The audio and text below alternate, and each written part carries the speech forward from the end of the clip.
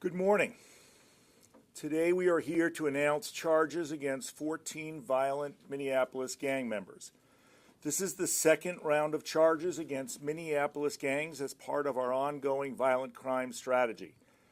These charges, including illegal possession of fully automatic machine guns and other firearm violations, along with fentanyl trafficking, represent another step forward in our effort to reduce gang violence and increase safety in our neighborhoods and communities.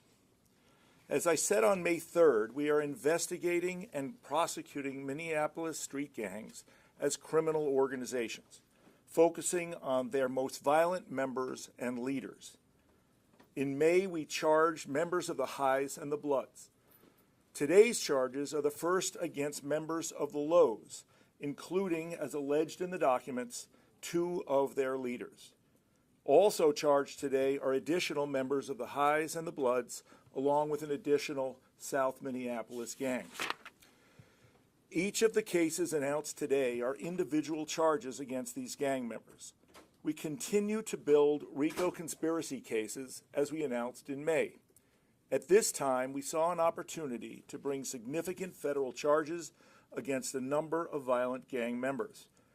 While we build larger RICO cases, we are also leveraging our federal, state, and local resources to act swiftly and take violent gang members off the streets in the short term.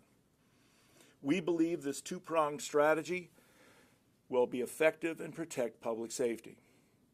The charges against these gang members are set forth in federal complaints that detail the nature of their crimes and the focused investigations that brought them to our courthouse. The charges present a chilling picture of the violence inflicted by the Highs, the Lows, the Bloods, and other gangs on our city's streets. As described in the charging documents, gang members use deadly automatic machine guns, engage in beatings and armed robberies, and plan revenge killings for the murder of their fellow gang members. In a number of cases, the guns possessed by these gang members were traced to prior shootings. To put this picture in perspective, let me provide a few examples from the charges we announced today. Ohaji Walker, an alleged leader of the Lows, encouraged his fellow gang members to get outside and get active. That's a quote, "Get outside and get active." A call to commit acts of violence. On the night of July 30th, just a few weeks ago, after leaving a vigil for a gang member, law enforcement believed Walker was likely setting out to execute retaliatory violence on rival gang members. Instead, he was thwarted by law enforcement, arrested, and charged federally with illegal possession of a ghost gun with an extended magazine. Shannon Jackson is alleged to be another high-ranking member of the Lows. Jackson's criminal history includes aggravated robbery convictions, and he was identified as a suspect in a Minneapolis nightclub shooting. As part of our violent crime strategy, Jackson was recently arrested on federal charges for possession of fentanyl pills and a Glock fully automatic machine gun. Marvin Miller, a member of the Southside Tens gang, a rival of the Bloods, was taken into custody after allegedly shooting a fully automatic machine gun near a children's hospital in Minneapolis. Miller has served multiple prison sentences for state court firearm offenses and now faces federal charges. James Holman is alleged to be a member of the Emerson Murder Boys, a subset of the Highs. As alleged in the charges against him, Holman is connected to multiple gang shootings and drive-bys, including a fatal shooting that occurred on New Year's Day. When Holman was arrested on these federal charges, he was in possession of fentanyl pills, a fully automatic machine gun with an obliterated serial number, and a loaded 50-round drum magazine. Holman has prior convictions for violent offenses. This is just a snapshot of the violence we are working to address. Gang members possess dangerous machine guns and ghost guns to intimidate, threaten, and kill. All of us here today are focused on enhancing public safety by taking gang members off the streets. With me today are the Minnesota leaders of the FBI, ATF, BCA, DEA, and the Marshals Service, as well as our police chief and sheriff, who will be speaking next. Each one of these agencies plays a critical role in our mission to reduce shootings, fentanyl trafficking, and gang violence. My federal partners and I are particularly grateful for all of the work BCA investigators and analysts do every day to help make these cases. We are also grateful to the Postal Inspection Service for their intense involvement in our investigations and prosecutions. I also want to thank and emphasize the extraordinary work of the Hennepin County Sheriff's Office Violent Offender Task Force and the officers, investigators, and analysts of the Minneapolis Police Department. There can be no federal violent crime strategy without our state and local partners. I am grateful to Sheriff Witt and Chief O'Hara for their close collaboration and partnership. As you read these charging documents, you will see the hard work of law enforcement officers from both the Sheriff's Office and the Police Department. They are saving lives. Fortunately, as Chief O'Hara will explain in more detail, violent crime levels in Minneapolis have begun to come down. We believe this strategy is playing a role in the reduction of violent crime in the city. However, as we saw last weekend, there is still far too much violence. A mass shooting in South Minneapolis, a fatal shooting in downtown, and in North Minneapolis, a Minneapolis police officer ambushed and shot.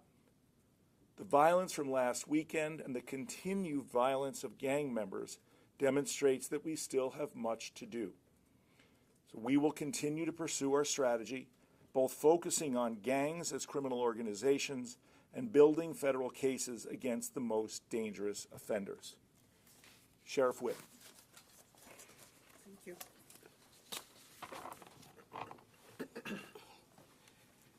This is a good day to fight against violent crime in Hennepin County. I want to start by saying I'm immensely proud of the dedication, persistence, and partnership demonstrated during the investigation into these individuals and the execution of these arrests. The collaboration on these cases from the beginning to today has been remarkable. Federal, state, and local partnership is critical to reducing violent crime and addressing the drug overdose death epidemic. Working alongside the FBI, the ATF, U.S. Marshals, BCA, and MPD, we have been able to achieve outcomes that make it clear and tangible impact on public safety in Hennepin County. This type of police work takes patience, it takes resources, and it takes skill.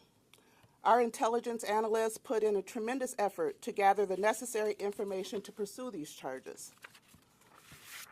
Our Violent Offender Task Force and Emergency Service Unit played key roles in detaining multiple individuals that were named here today. As you see the collective efforts of our local, state, and federal partners, we have resulted in charges being brought against individuals who have wreaked havoc on the peace and safety of our communities. We take pride in the accomplishments we are sharing today, but we know that there is still more work to be done. While we have seen a decrease in violent crime rates recently, they remain at unacceptable levels. Homicides in Hennepin County are down 27% in the first half of this year compared to the same period in 2022. They are down 34% compared to that of 2021. Even with these decreases, we have had more than double the number of homicides this year in Hennepin County than we had at this point in 2019. We have made a lot of progress, but we still have a lot of work to do to reduce violent crime to below the pre-pandemic levels. That's the commercial. You wish you were somewhere else. Okay. A decrease in the overall crime rate says nothing about the individual impact each and every instance of violence has on the victim, the family, and our communities. As Attorney Luger mentioned, we cannot delay action and wait for more people to become victims. Our community needs a break from the violence right now. People living in everyday neighborhoods, living in every neighborhood, deserve their lives to be free from fear. We will continue to tirelessly pursue the individuals causing harm. We will always uphold our duty to investigate and apprehend those committing crimes in our county. We depend on our criminal justice partners to hold offenders accountable and with appropriate charges as well as consequences. These charges are indicators that meaningful action is being taken to not just get violent offenders off our streets, but to keep them off.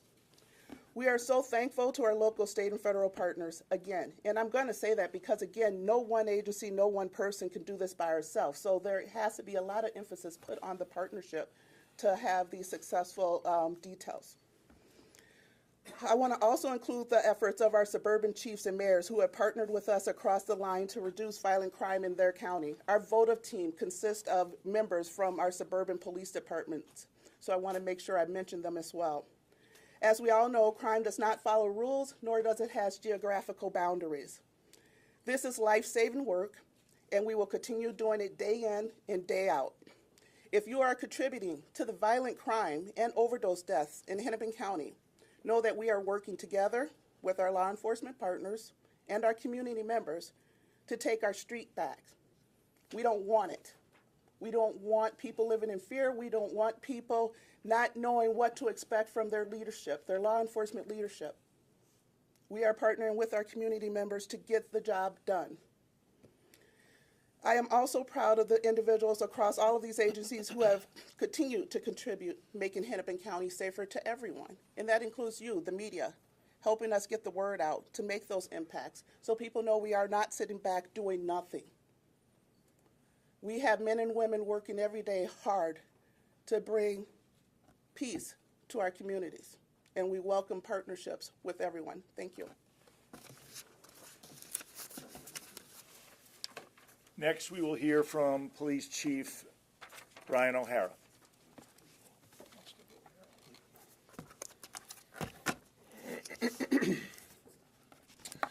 Good morning. First off, thank you, Sheriff, for your leadership, particularly around the Violent Offender Task Force from the Sheriff's Office, and a special thank you to the deputies of the Hennepin County Sheriff that are out there in uniform with us day in and day out. I want to thank everyone standing here with us, all these agencies, for their support of the Minneapolis Police Department and our work to keep all people in this city safe. Back in early May, when we announced the first rounds of these arrests, I stated that we knew that it's a small group of violent offenders that are responsible for the vast majority of violence that rocks our communities. And permitting that extremely violent criminal behavior to go unchecked is a public safety and public health crisis that often results in our most vulnerable residents being victimized. It was true then, and it is true now.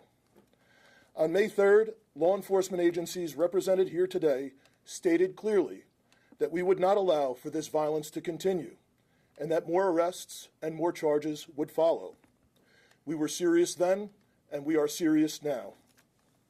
We will not allow a small group of violent gang members to continue to terrorize our neighbors. These arrests represent our commitment to reducing the tragedy and trauma associated with the violence that has plagued our families and our neighborhoods for too long. There is more to do, and we will continue our work. The positive outcomes we are starting to see are a result of the collaborative efforts of all of our law enforcement partners. However, none of this would be possible without the leadership of our U.S. Attorney.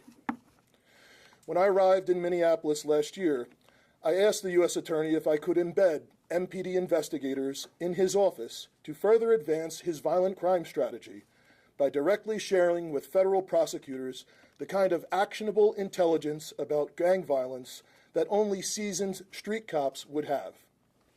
And last week, I announced a restructuring of the MPD that includes a new table of organization. Included in that new organizational plan is a permanent assignment for MPD police officers to the U.S. Attorney's Office as organized crime liaisons.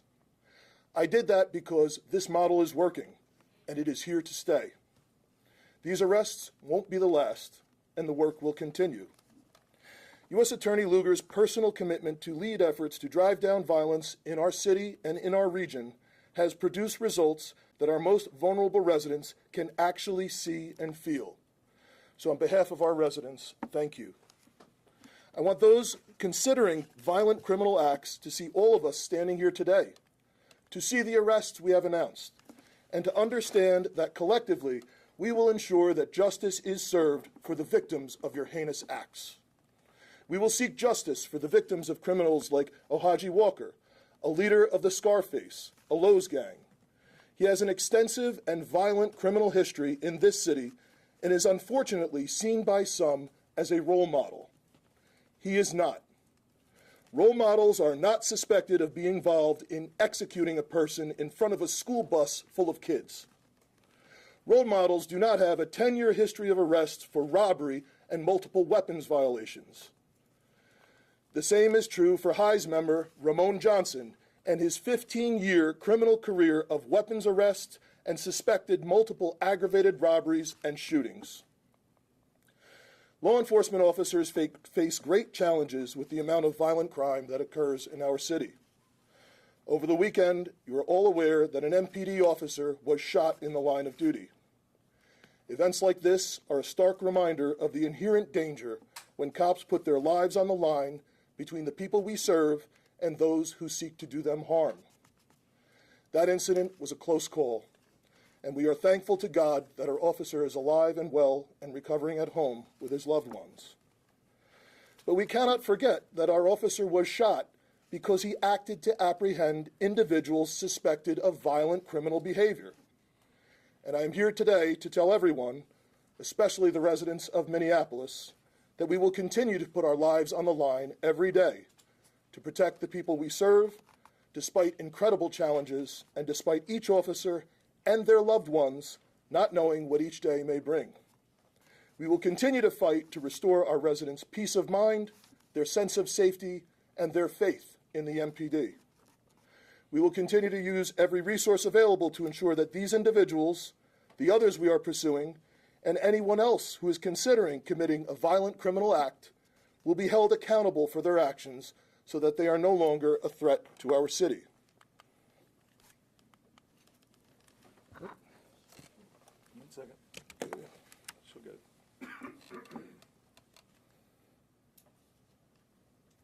Yeah, there you go. Because of the partnerships represented here today, I can say with confidence that gun violence is trending down in Minneapolis. For too long, the violence and trauma detailed in these complaints had become normalized. But let me be clear, there is absolutely nothing normal about the sickening violence detailed in these complaints. It is unacceptable, and it will not stand. After 3 years of trauma and violence to too many of our residents, we are starting to turn a corner. To date, there have been 127 fewer families who have had a loved one affected by gun violence this year compared to last. Despite having the lowest number of sworn members in the MPD in decades, the level of gun violence in Minneapolis this summer is dropping to near pre-pandemic levels. In fact, the infamous West Broadway and North Lyndale corridor, we have had just one shooting victim in all of 2023. That's compared to 30 at this point in 2022, 38 in 2021, and 32 in 2020. Even in 2019, there had been 9 at that area. That decline is due to the efforts of the members of the MPD and all of our law enforcement and community-based partners who identified a problem area and came together and addressed it. Together, we will fight to see further declines to ensure that there are even fewer victims in other identified problem areas across our city. But none of this would be possible without the incredibly hardworking officers of the MPD and this partnership of like-minded federal, state, and local law enforcement agencies. So again, on behalf of the people of Minneapolis, I thank you for your support.